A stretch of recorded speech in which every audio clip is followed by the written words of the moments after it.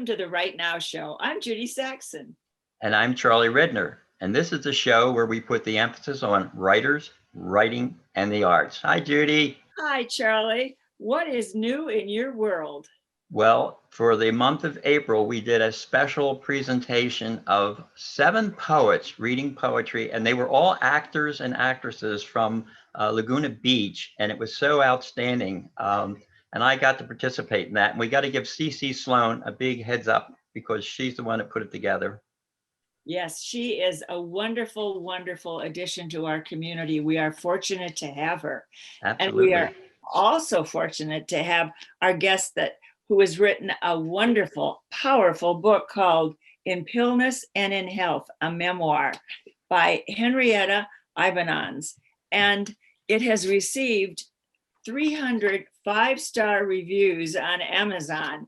Wow. And Duncan Cox, one of the reviewers, says, "It takes courage to write your story down on paper, never knowing whose hands will flip the pages that hold so much of your soul. It takes more courage when your story contains so many moments of hardship and hurt. It takes even more courage yet to cast yourself knowingly as the villain in the story." And Henrietta,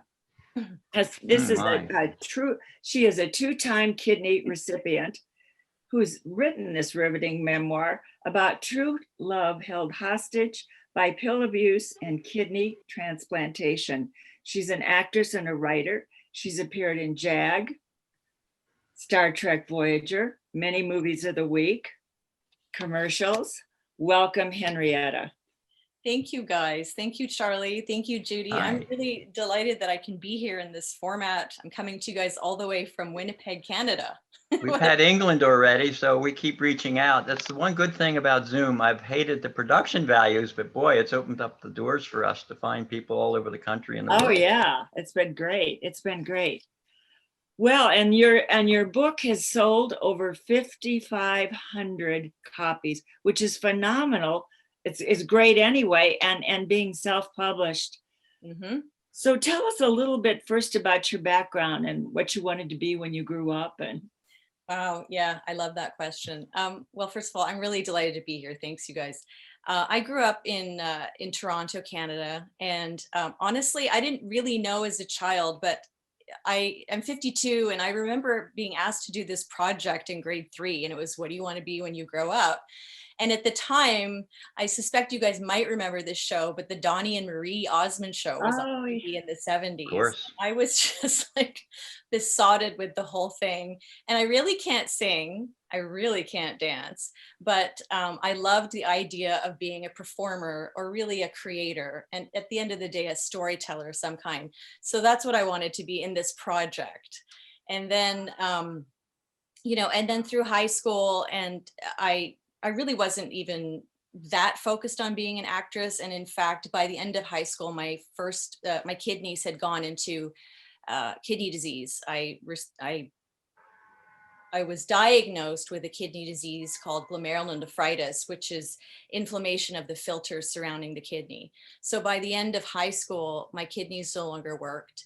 And I knew I was a candidate for a transplant. And so that, the whole, like, what was I going to be when I grew up kind of thing was on hold. I was really, held hostage by this condition. Mm-hmm. And very, very isolated, very alone. We didn't have what we have today with social media. It wasn't easy to find other people my age that were sick. All my friends had gone off to college, and my brother had gone to Denmark, and it's just me and my mother, and she worked all day. So it was a really isolating, depressing experience. And then in January of 1988, my mother was a candidate to give me a transplant, to give me her kidney.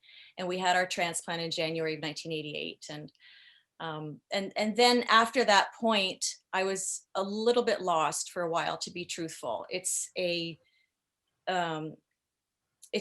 It really shattered my self-esteem to have this identity as someone that was sick, someone like, Mm-hmm. There was just this line now that had been established. My mom gave me a kidney, and then she just went kind of back to her old life being a healthy person. And although I had very good health, my appearance changed radically during that period of time. I was very lost. I was 19, 20, 21, didn't really know what I wanted to do. But then I found theater school and I ended up doing that and absolutely loving that. And really, like I just said, I think the thing for me was not so much acting. It's taken me a long time to realize that, but it was being a part of a storytelling process. In fact, my first theater school instructor said to me, I don't see you so much as an actor. I see you more as a creator, which at Oh. the time I was very offended by. So I was like, I'm going to be a star. Now But you want to be the producer, right? I love that he said that then, because that really turned out to be the thing that I love doing the most. Yes, yes. And a wonderful writer. What, well, tell us about the book. Tell us briefly about the story. The Yeah. elevator pitch if you're getting Yeah. the movie made, you know? Oh, sure. Okay. Excuse me. And please, I tend to be long-winded, so please feel free to interrupt me at any time. Yeah, well, the book for me came as a result of being diagnosed with kidney transplant rejection, chronic kidney transplant rejection. And again, we were living in Los Angeles, my husband and I was really, really lost. And it's a very strange thing because I really wasn't somebody that wrote journals. It was around the time, it was 2008, and it was around the time of, I don't know if you guys remember, when blogs started becoming a thing.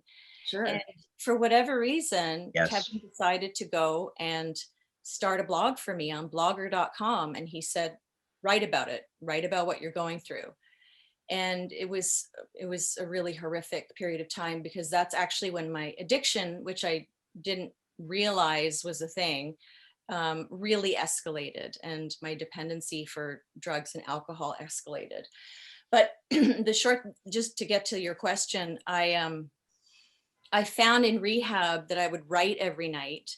And then when I got home from rehab, which I'm sure we'll come back to later, it was an incredibly empowering and therapeutic thing to write and dissect and try and make sense of what I had gone through, not only physically with a second kidney transplant, but my addiction and why it had escalated and what it meant, and what did that mean that I was an addict, and the shame that I felt, and the fear that I felt surrounding all of that. And eventually I got sober. It took me a while. And for me, I really needed to tell the story because my father died of alcoholism at 38, and I had never understood why. I'd never understood why he couldn't stop. I really felt like he chose beer over his family. And in a way he did, because you really do lose the power of choice as an alcoholic or an addict. You really do lose the power of choice. Absolutely, yes. And I didn't understand that. And I needed to tell that story, because I finally understood. I'd finally been able to connect the dots, that it really truly is a disease. So for me, the story of In Pillness and in Health is a woman falling out of love with pills and falling really in love with herself, finding some kind of self-love so that she could love her husband again.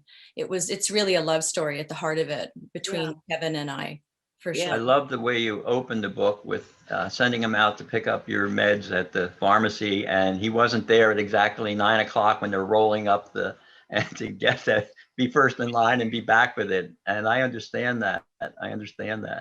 Very much so. That was the turning point. That was, he showed up, with the 12 tablets that had been prescribed, and I realized it was the wrong prescription. It was my backup prescription, and I needed him to go back and get those 100 pills, because I didn't think I could make it through the day without 12 Xanax.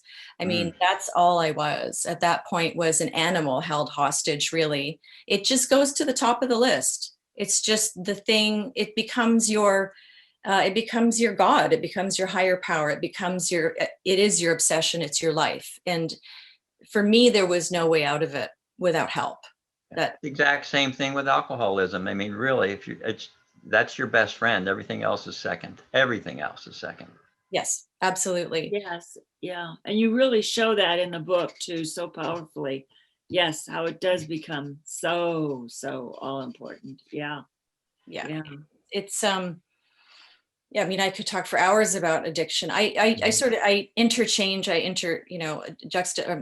interchange those words, alcoholism and addiction, because for me, it really is, it's about the condition, which is for those, and this is something I never understood either. I really do have, excuse me, once that's triggered within me, that, and I've taken one pill or one sip or anything really. I mean, one bite of sugar, you know, there's just something in me that's triggered. It's this craving that I can no longer overcome. There was a period of time where I could stop. And once you've lost that power of choice, it was something that, that until I understood what it was, I didn't know how to treat it. And I really, the American Medical Association describes addiction or alcoholism as a disease. And I really appreciate that we've come so far with that. It has physical components and the psychiatric components of a disease, and that it responds to, that it has symptoms and that it's progressive and it responds to treatment.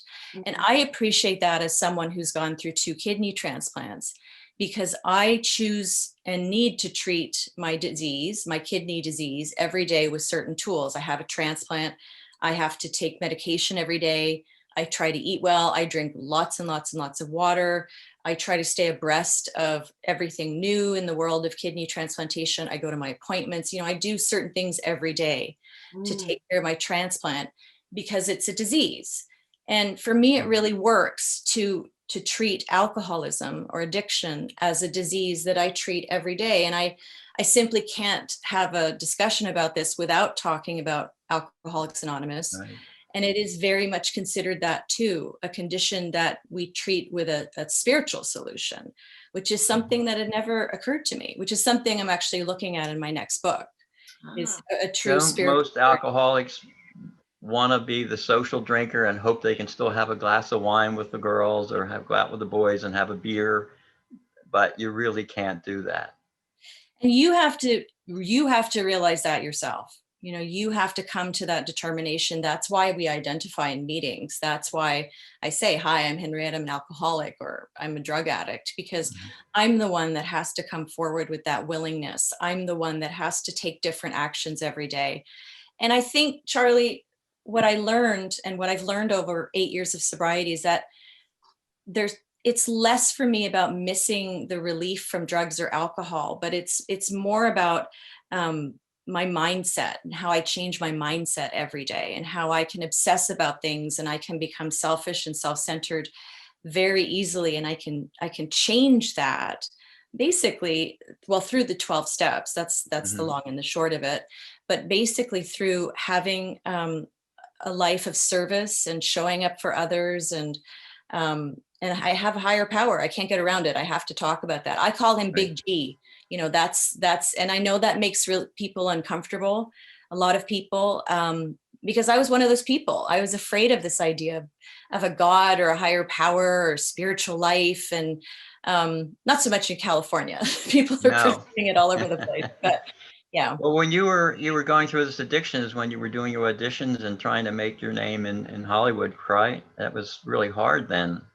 Did you realize what was happening to you? Do you think you lost parts because you didn't, go in sober? It's a great question. I didn't know that I was a drug addict. I mean, I don't think, and the reason that is, there's a whole chapter about screen test. I had a screen test for Ron Howard for this Frost Nixon. And I was very disciplined and I worked out all the time. And it was like this little side dish I had for a little while. I was able to kind of control it. Okay. But normal people don't, think after a screen test, they don't think, oh, let me get some drugs because I want to keep the buzz going. Yeah. Normal people don't think that. And particularly a medication that was prescribed to me for migraines, and I didn't have a headache or a migraine. I simply wanted to get high. Yeah. But I could justify, that's the power of our mindset as an alcoholic or an addict, is that I can justify or rationalize anything. And so the reason I couldn't see that was unusual or that I was a drug addict is I didn't know how to be honest with myself. I didn't know, I couldn't step back and go, this is insane behavior. I was incapable of doing that at that time because I had the mindset of an alcoholic, and that mindset is so strong, and nobody can talk you out of anything. And, I think that's why it was so heartbreaking for Kevin, who I know we're going to see later. Yes. And for the family members and the friends and the people that love addicts and alcoholics, they simply can't make that person stop. You will never be able to, because they Nope. will be. I remember hearing a gentleman at a meeting talk about being homeless on the street and justifying his addiction, but he didn't think he was as bad as other people because he had a shopping cart and the other people Oh, didn't. Did- Like, that's how powerful wow. it is. Yeah. Well, and you and your husband had come to Hollywood to want to make it in the business. Yes. And I would think that would help the addiction because that's filled with so much disappointment and rejection going on. Obviously, you were successful, but Mhm. still, I'm sure you had your share of rejections. Yeah. Yeah. So that, Yeah. I Well, I mean, have to tell you how much you broke my heart when you snitched those last 8 pills before you turned the corner. And even though you were smart enough to divide them into 2 sets of 4, I mean, you really broke my heart. I was ready to cry at that point. I know it's, I remember I had 6 beta readers. Actually, I was so fortunate to read the entire first draft. And one of my best friends, he said the same thing when he read that in the original draft. And, in that particular chapter, I think it's called Vicodin, because it was the 8 Vicodin that I stole. I deliberately extended and made it, like, minute by minute, hour by hour, and really drew out the thought process involved, because it took me so long to decide, well, when am I going to take these, and am I going to take these, and yes, I should take these. And and again, it's that mindset, it's that obsession that you can convince yourself of anything, and it's heartbreaking. It It's is. I was there in that room with you when you snitched them, and I remember you grabbing the 4 and swallowing them down and saving 4 for the next day. Oh, you were so brilliant. and it's just, and that's what you think you're so brilliant. Right. I don't want to give too much away, but one of the things I always share about at meetings, and I'm often asked to speak at meetings, which is a total honor, is a couple months before I went into rehab, I was drinking very late into the night with vodka after the transplant. Kevin was asleep, and I had run out of vodka that night. And my thought process was, we lived up in the hills, in the foothills outside of Los Angeles, and I wouldn't have been able to drive to the store. I mean, even the concept, the thought of driving to the store when you're that drunk is, of course, insane in of itself, and so dangerous. But I knew I'd wake up Kevin, so I was just racking my brains thinking, what is there in this house that I can drink that's alcohol? And I was just, you're just locked in that obsession. You really are. And that's when I thought to myself, well, it's alcohol, it's just a higher proof, it's clear like vodka, I'll use rubbing alcohol. Wow. yeah. And I always share about that at meetings, because I need to hear that. I need to be reminded that in that moment, Charlie, it made total sense to me to do that. It made, I thought I was a genius. Like you said, I just Yeah. thought I was a genius. Like, I have found the answer Figured to it out. my problems. Yeah. And that's what you're dealing with. That's the kind of monster that you're dealing with, a Right. brain that will rationalize that.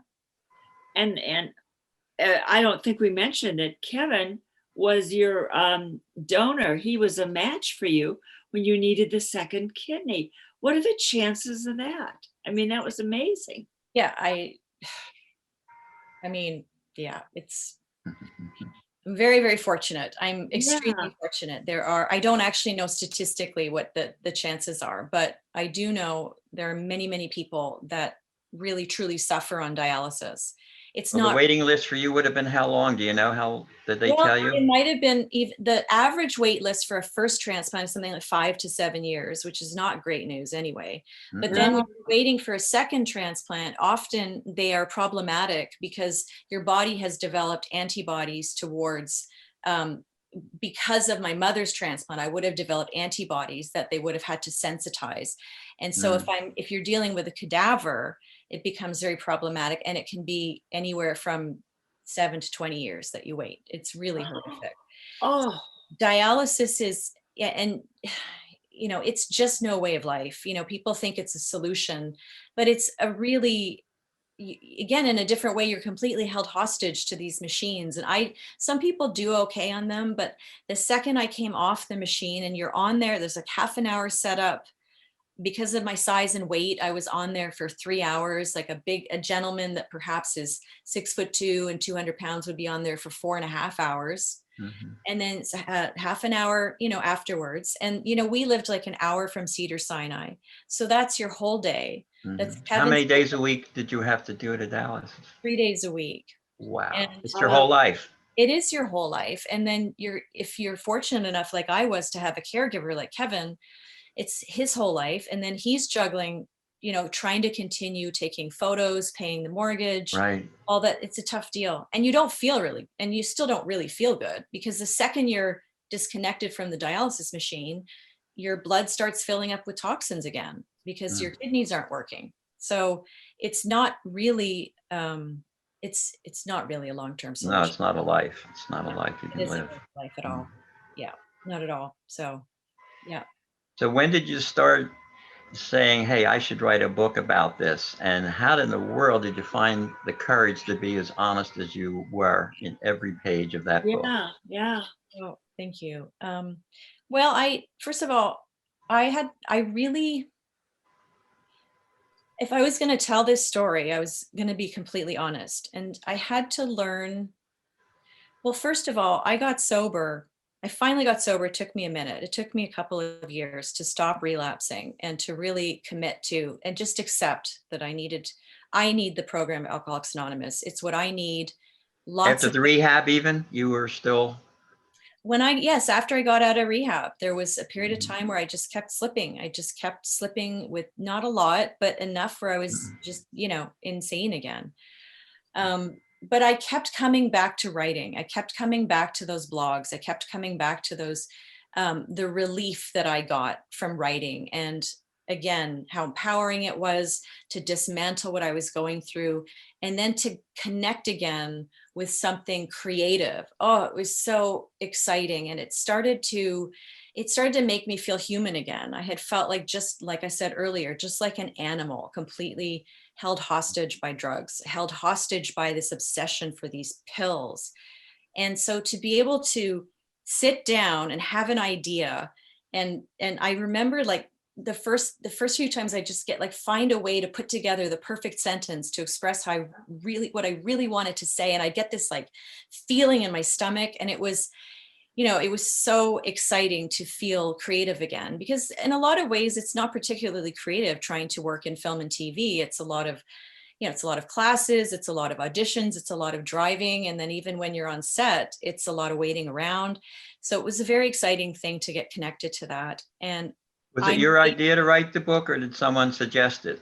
No, I was just besotted with writing these pieces about Okay. addiction. And then originally I said to Kevin, I think I want to try and write a book about my experience in rehab. And then I was like, no, I want to write about, it took a while, but I want to write about our marriage going through this. And I knew it would be tough. And I'll tell you this, I asked Kevin many, many, many times. I said, if this is something that you need me to let go of and put on the shelf, I will. I mean, you're going to meet him, but he's a very private person. And so he's married to me, who wrote this book. And I would go monthly to this storytelling salon. It was just a bunch of friends, creative types in the Valley in LA. And it was a very safe space. We got together monthly, and it was mostly writers, stand-up comics, people writing songs. And I would read sections from my book. And every now and then Kevin would come and listen. And I would always read it to him ahead of time so that he wasn't, sniped and caught off guard, because you guys have read it or parts of it. And No, we read it. We both We read read it. it. very, Yeah. very honest. Yeah. And I was really not trying to redeem my father, but like I said, it was so shattering and really destroyed my little family of three, my mother and my brother and myself, when my father died. And I wanted so badly to get this into the world, that this is what I think it is. And there is a way out of it. And even a love as strong as ours and Kevin's wasn't enough to stop me. And then I just became in love with the process of writing, of going back to classes. I went to UCLA and I took some classes. I won an award for the first Right, chapter through right. UCLA Writers Extension. I loved the process of sending chapters to these beta readers I mentioned, the 6 beta readers. I loved their feedback. I wasn't afraid of it. I Did had you, I wanted to ask you about the beta readers, and did you yeah. accept a lot of the constructive criticism? And did you have an editor that one of those beta readers become your editor, or did you have a separate editor? Yeah, no, it's a great question. I deliberately reached out to a number of people. I think it was about 12 initially, and then 6 saw the book all the way through. And one of them was or is, he's still one of my best friends. He's a professional screenwriter. And Okay. so, and he's, he's got his degree in literature, in English literature and et cetera, et cetera. And he's a phenomenal writer himself. But in Mhm. fact, he kind of believes himself more to be a better editor. He was, I mean, irreplaceable. It was so Yeah. phenomenal having my friend on board. And Did then you I do it chapter by chapter pretty for much, him yeah, because some people like to just write their book, send it out, and then, no, I didn't actually. I went chapter by chapter and I think I gave them each about 10 days per chapter. And, like I said, I started out with about 12 people and then a lot of people just didn't have the time to keep up. And I was right, really fortunate to have 6 people go along for the whole ride. right. And I was it was, I don't know, it was an easy process for me to take on their constructive criticism, but then also there'd be like this little flag inside of me when there was something I didn't want to let go of, but I'm like, okay, they're not quite getting it. So I do need to look at this. I need to revisit this. I Rework don't it. want to let go of this, but I need to revisit this somehow. Um, that was an extraordinary process. And I loved that too. And then there's something too that I've heard a lot, which is don't put your work out there. Don't show your work till it's ready, et cetera, et Mhm. cetera. And Yeah, I didn't do that. I would put pieces on social media, mostly Facebook. And to Mhm. be truthful, it's how I started getting a lot of fans. We're not talking millions of I've people, noticed, yes. but yes, I started having people, I can't wait for the book. And I was fortunate, Kevin would often let me tag him, and he has thousands of friends because of his photography career. And I Mhm. started building like a little bit of a following. And I was not really concerned with whether or not people would like it or not. I really think if you're doing it because you love telling the story, tell the story. That's how Mhm. you get tough, and that's how you get that thick skin, and that's how I think you get insight into your own work is by sharing it and seeing what comes back at you, if that makes sense. Yeah, it right, does. right. And you really believed in your story, obviously. That's wonderful. You know, Yes. I think, Judy, I know it took me this is something I've learned now from my second book. It took me a long time to figure out what I was trying to say, which sounds crazy now, No, but it doesn't. yeah. And that was the heart of it, really. Was I worked with a mentor through UCLA Writers Extension. Her name is Jenny Nash, and she has a book accountability program, like a book coaching program. But when I Mm. met her, she didn't have this. And the first class I took with her, I think, was in 2013. So I worked with her privately for a while, and she really helped me hone in on, what are you trying to say? Like, what is this about? Ah, And yeah. for the longest time, I had all these vague concepts about, acceptance and recovery and sobriety. And it was in the specific of, let's go through this marriage as my addiction escalates and I find recovery. So once I found that it was about the marriage and our journey through that, then everything else fell away. And it was Ah, interesting. easy. It was easy to write because I could write about my dad dying at 38. I could write about um, the years of kidney disease as a child. I mean, there's so many branches to any story, really. Right. And so once I found that, and I'll tell you, took about a year, which it was a really excruciating process. Ah, So yeah, I mean, anyway, that was the key. That was the key for me, because once you found it and once you know exactly what you're trying to say, then the rest just falls away and it actually becomes really easy to write.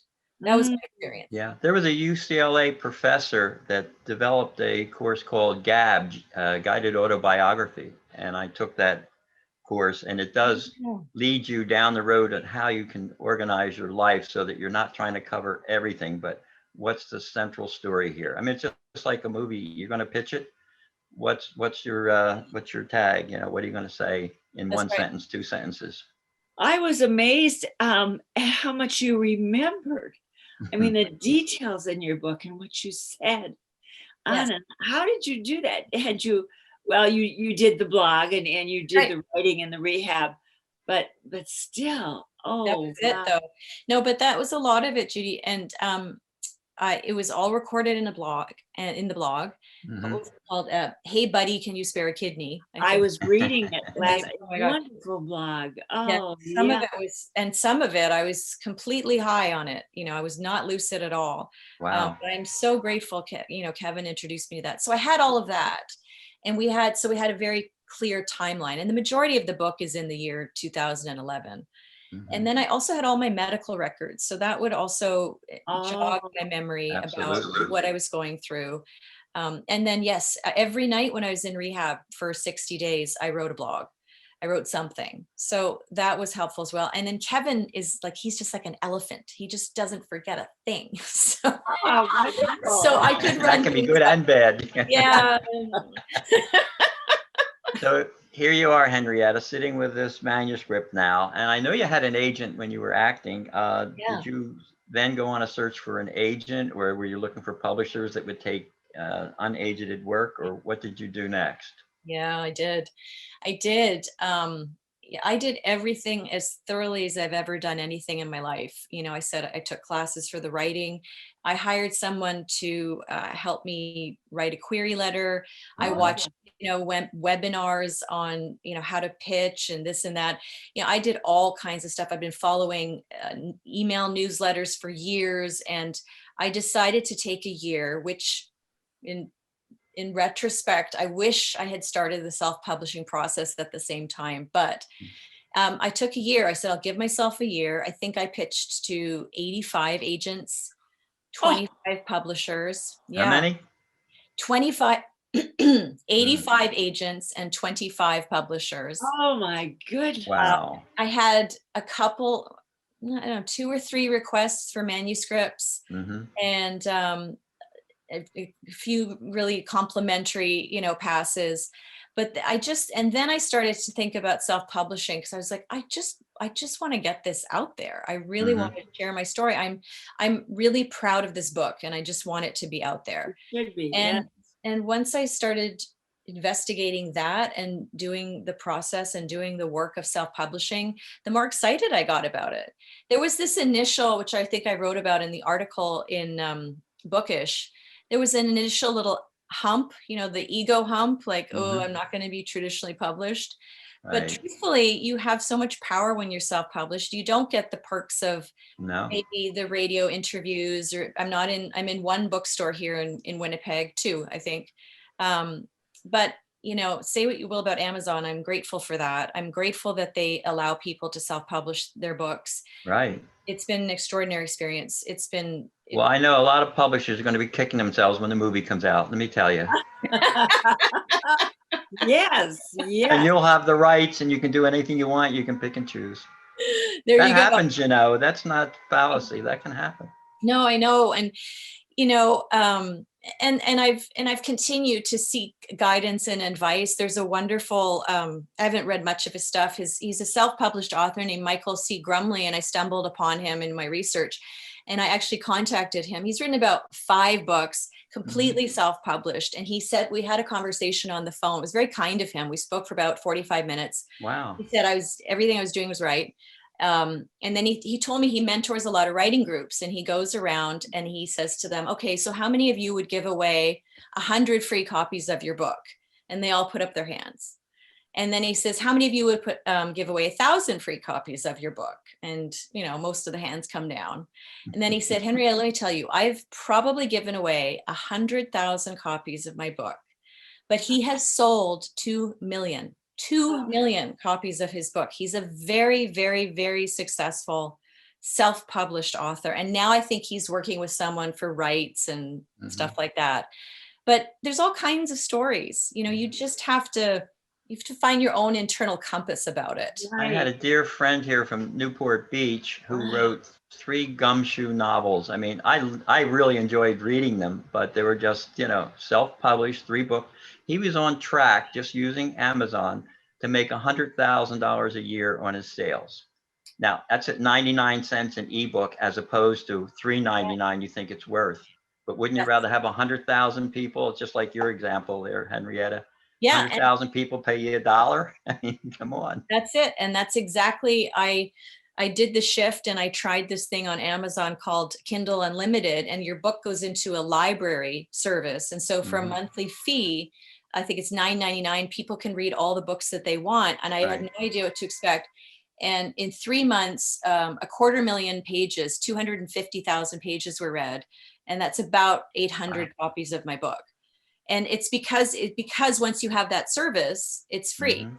Yeah. Mhm. I mean, it's, and he was just great. He said to me, just if your objective is to write more books, which it is my objective, then Mhm. just get your material into people's hands. Just let them enjoy it and let the ripple effect unfold.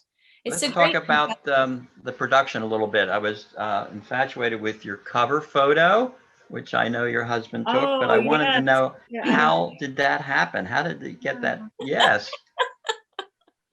yes. How in the So world did you get that photo? yeah, so it's not photoshopped. That's my No. face. Those are my old pills. Oh, they're your Uh, old pills. Yeah, these are all old from like the transplant like 10 years ago now. I had a big bag of them that I kept forever, excuse me. And so what I Ah, did is I said to Kevin, and I came up with this like in 2015, like before I'd even written the book.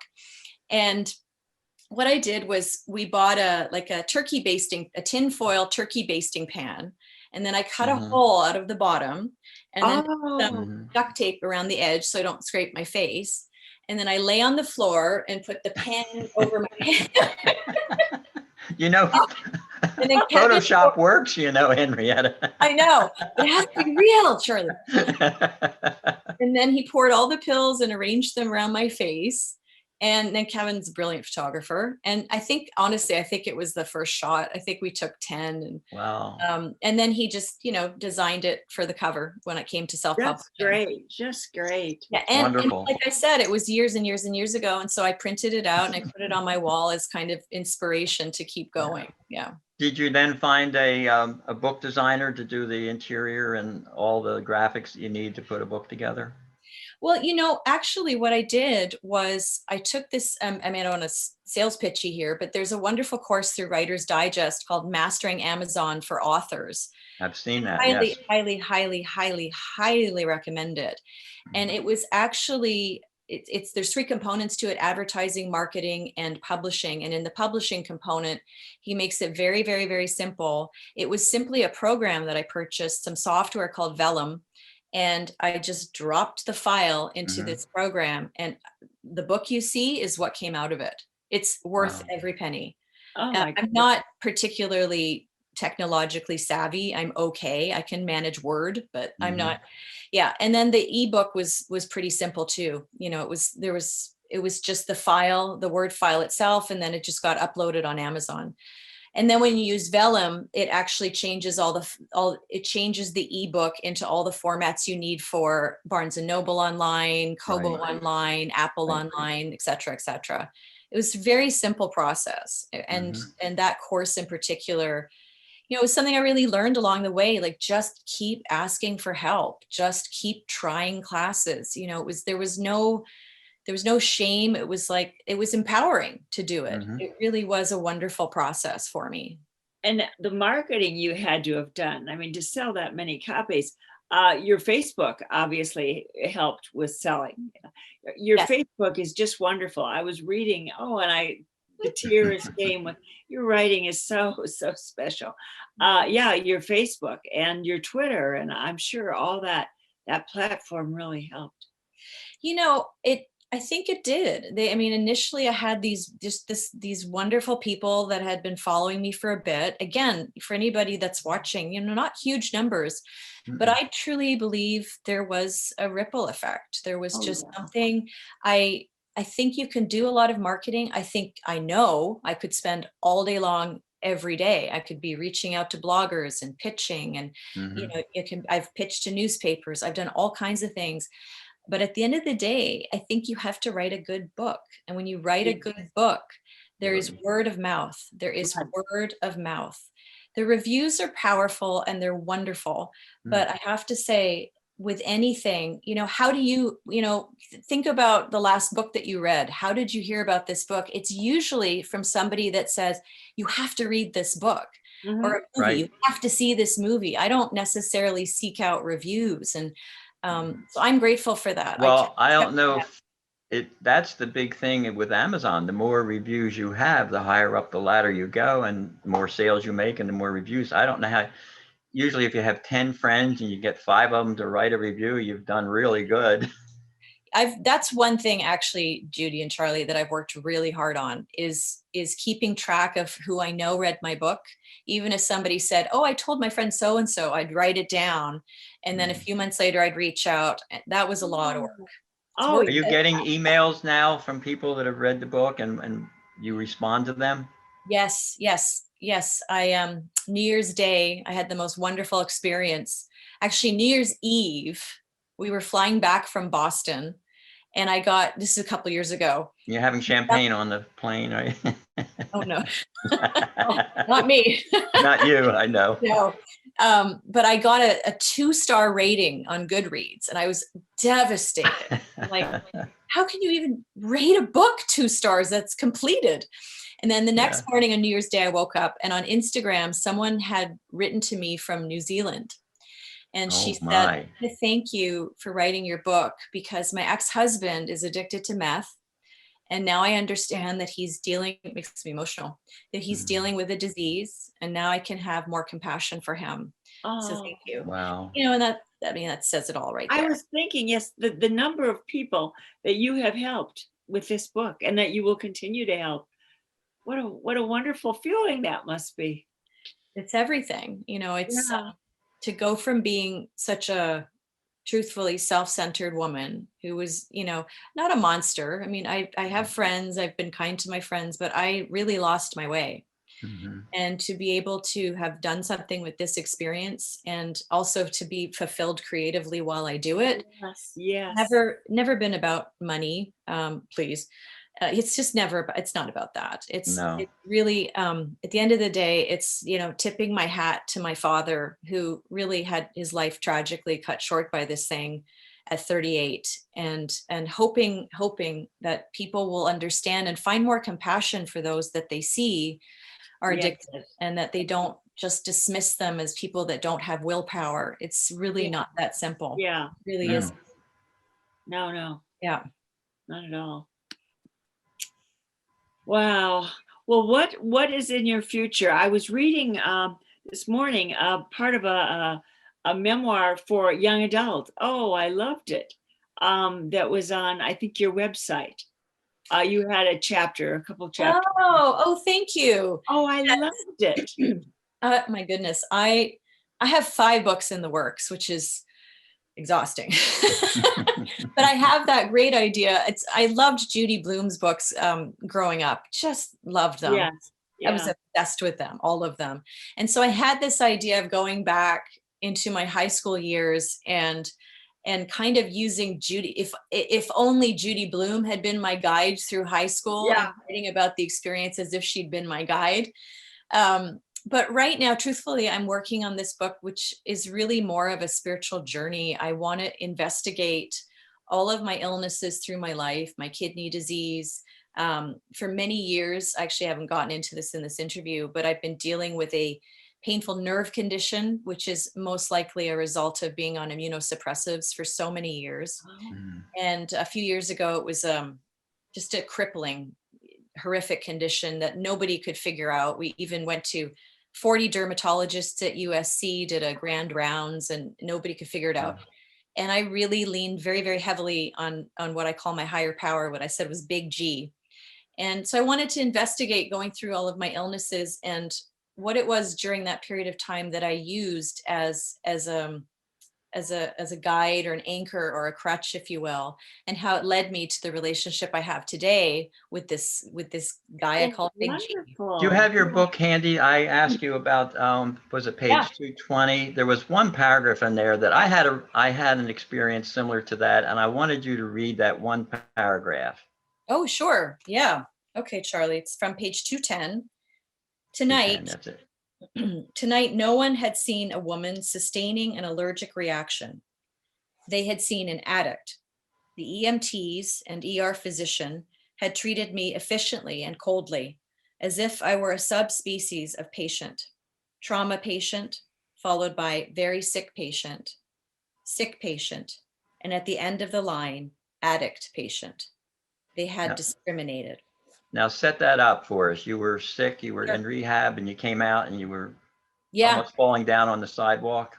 that's correct. I was in rehab and they would give you medication to sleep.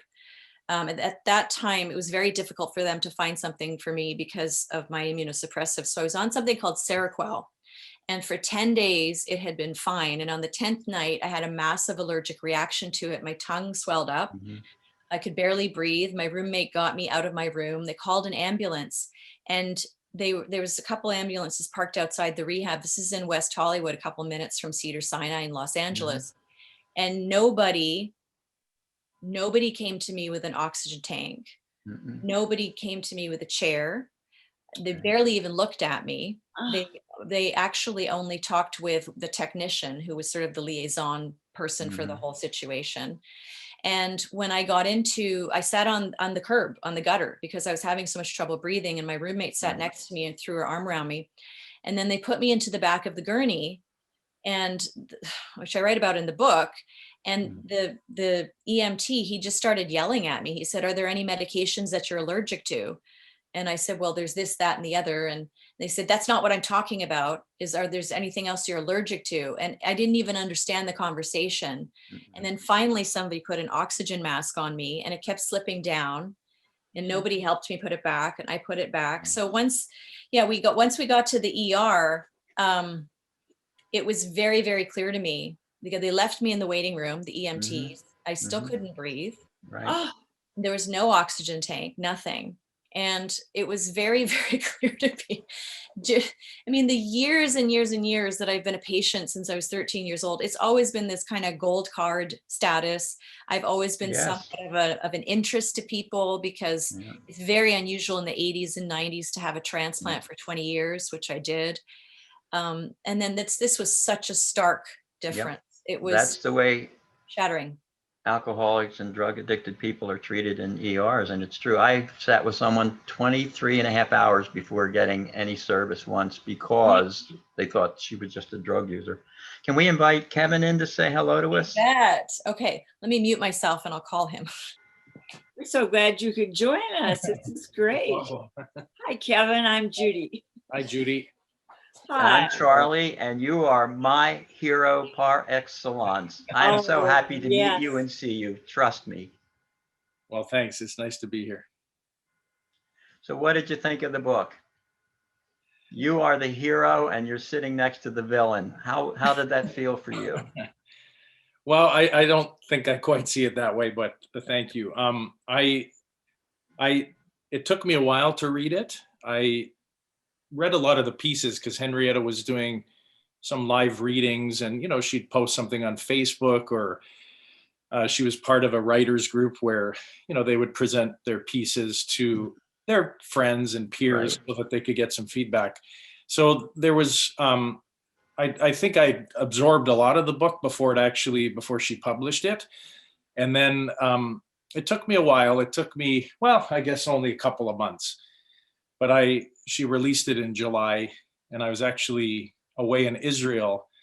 And then I came home and I still hadn't read it. And then I went to Scotland, and one night I decided to read it, and I kind of read it all at once. And I was, um, I think I Yes. knew a lot of things, and there was definitely some things that surprised me, but I was taken by how well it was written, of course, and Yes, then it's really well also written. how honest it was. And, she wasn't scared of kind of putting herself in a in a bad light because, I think she was very accurate as to what happened. Yeah. Well, that's important. You felt it was accurate, but how did you feel about it? I mean, what was the biggest surprise then that you found in the book? Well, there was 2 or 3 things that I didn't know at all. And one of them was after the kidney donation, she had taken my medication, and Oh, yeah. I had no idea. Luckily, at that time, they had given me a different prescription anyway, so I hadn't been relying on that. So maybe had that not been the case, I might have known a bit earlier. I Yeah, also, you'd have missed some pills, right? yeah, or that it wasn't helping me. Yeah. I thought it was very strange, actually, at that time, like sort of a week before the kidney donation, they gave me a prescription for all the meds that I would need. I thought that was kind of odd, but maybe that's standard. And then the other thing was I wasn't aware that Henrietta had stopped taking a lot of her like one of the drugs that was very important to her immunosuppression. So Right. that was a bit shocking to read, but again, I was just amazed at her honesty. I don't know if I could have done that. I don't know if I can do it either if I ever write a memoir like that. I Oh, mean, wow. Yeah. Yeah, I mean, one thing I definitely recommend people sort of do it differently than I did. Oh, you were, Well, just in terms of the addiction was, I think I was not really in denial, but I was not willing to talk about it because, I think when you are living with somebody with addiction and you're an enabler like I am, or I try not to be now, but you want to protect that person. And it's kind of backwards. Like you don't want people to know. And it's because you don't want people to think poorly of the person. So I purposely didn't really talk to a lot of people about that because I was scared that they would think less of Henrietta, which in hindsight just seems crazy now. But at the time, you're sort of like you're in like a crisis mode and you're trying to protect yourself.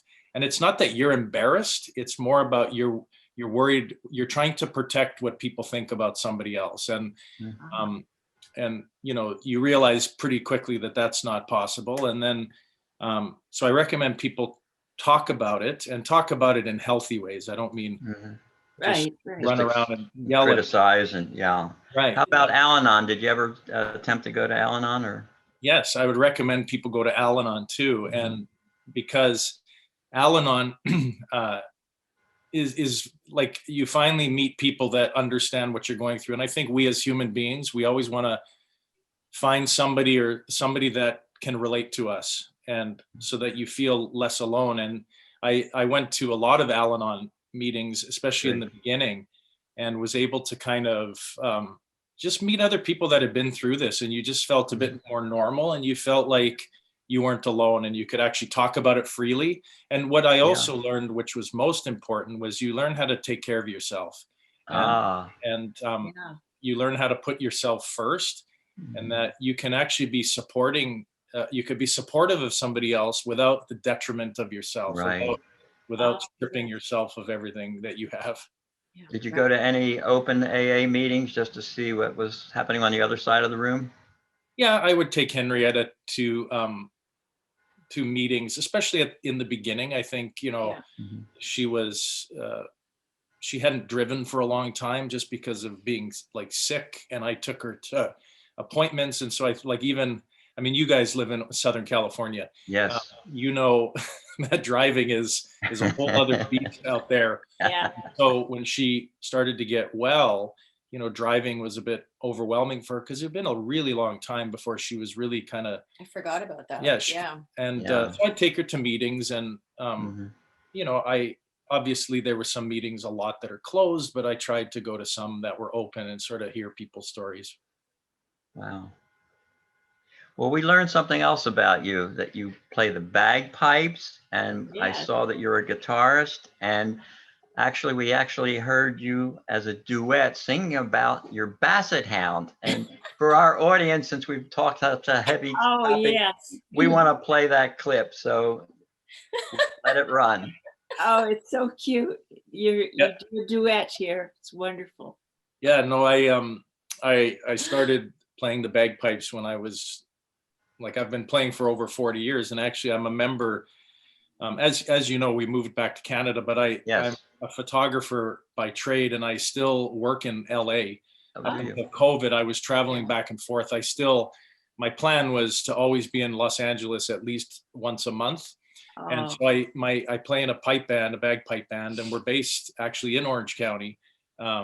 We practice in San Juan Capistrano at oh, St. Margaret's Let Episcopal. me know when you're down again. I would love to meet you. I would Yeah. love to come and see you Yeah, and hear you.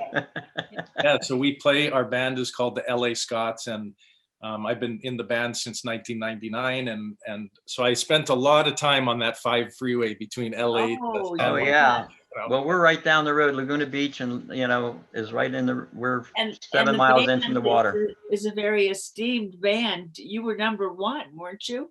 Yes, our band was the first band to win a world championship in a different level, and we were the first band to be brought up to the top level in the world. And now Wow. there's other bands in the United States, but so for a long time we were the top US band. But it's very, very, very hard to maintain that because, to be at that level, you need the right players, and it's almost like you have to audition people. So we decided to downgrade and go to another level. But we still have people from all over the world that play with us. We have guys from Scotland and England. There's actually Wow. many Canadians that play in our band. We've had Australians, and they fly in and play with the band. And normally, actually, next month, I should have been coming to Costa Mesa. There's always a big Scottish games at Oh. the fairgrounds, but of course they're canceled because of COVID. So Yeah. Yeah. we're working on doing. I'm singing. I'm going to be doing some remote singing because I also do a lot of singing for the Scottish communities. Beautiful voice. Oh, wow. Hey, Judy, we're going to have to call an end to this party. Oh, wow. It's going fast. Yeah, sure Really did. fast. Yeah. So we're going to say goodbye, you two, and thank you so much, Henrietta, for coming on. And Thank Kevin, you. you're always going to be my hero from now on. Thank you for your support, and it's just been a delight to meet you both, and really, I've just enjoyed this so much. Yes, Right. thank you, and I hope Thank people can you. get a lot from Henrietta's book. Thank Oh, you. Absolutely.